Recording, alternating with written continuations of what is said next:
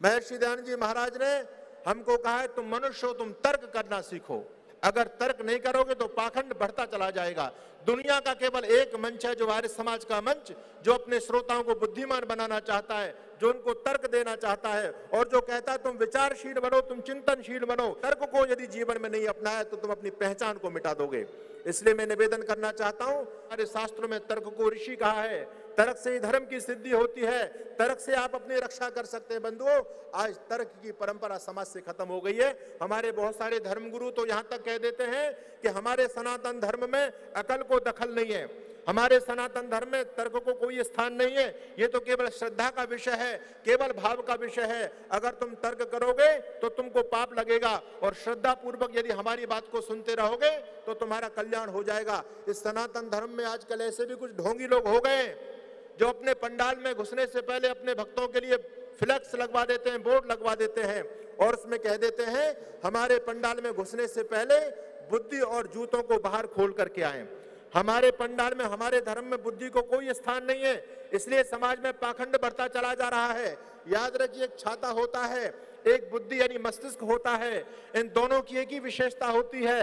अगर ये दोनों खुले हुए होते हैं तो यूजफुल होते हैं, अगर ये दोनों बंद होते हैं तो उनका कोई उपयोग नहीं होता। अगर छाता बंद है तो ना आपकी वो बरसात से रक्षा कर सकता है, ना धूप से रक्षा कर सकता है। अगर वो खुला होगा तो यूजफुल होता है। इसी प्रकार से हमारा दिमाग भी खुला हुआ है तो वो यूजफुल है। अगर हमने अपने दिमाग को बंद किया हुआ है तो फिर हम मनुष्यता के पायदान से कहीं ना कहीं नीचे गिरते चले जा रहे हैं।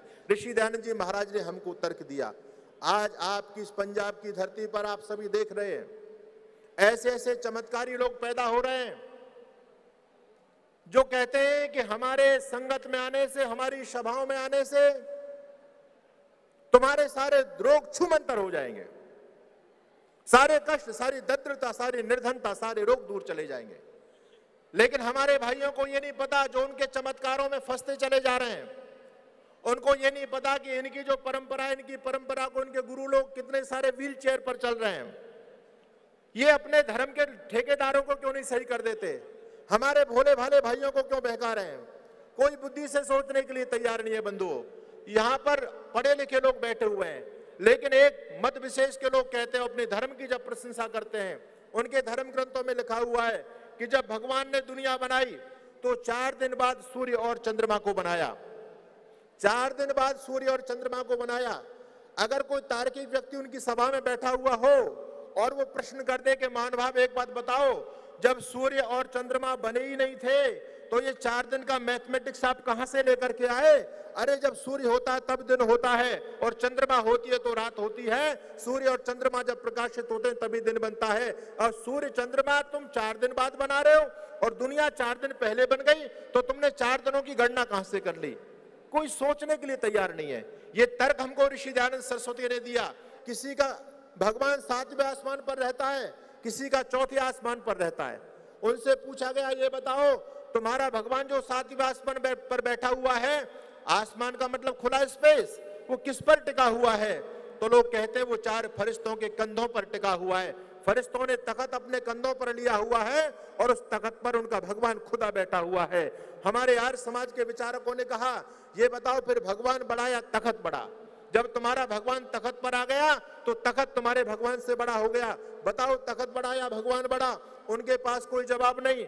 बोले तो वो तो हमारा भगवान ही बड़ा है। बोले भगवान बड़ा है, तुम्हारा तो तख्त पर कैसे आ सकता है?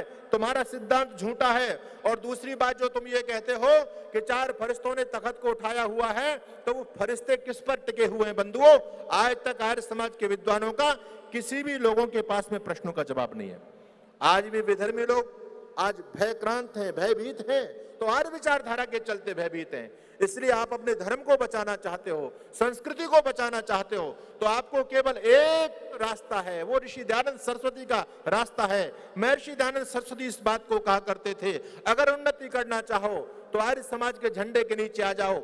लोगों ने पूछा, क्या स्वामी जी आर्य समाज ही उन्नति करता है और दूसरे मतपंथ उन्नति नहीं करते? तो ऋषि दयानंद सरस्वती कहते हैं कि जितना उन्नति आर्य समाज इस देश की करना चाहता है, और वास्तव में भी आप नाटिका को देख रहे थे, देश के किसी भी क्षेत्र में, किसी भी सामाजिक क्षेत्र में आर्य समाज पीछे नहीं रहा, चाहे वो शिक्षा की बात हो, चाहे वो नारी शिक्षा की बात हो, चाहे वो अछूत उद्धार की बात हो, कोई भी सामाजिक फैकल्टीज में आर्य समाज पीछे नहीं रहा है। आर्य समाज ने जो किया है वो दुनिया में कोई मतपंथ नहीं कर पाया।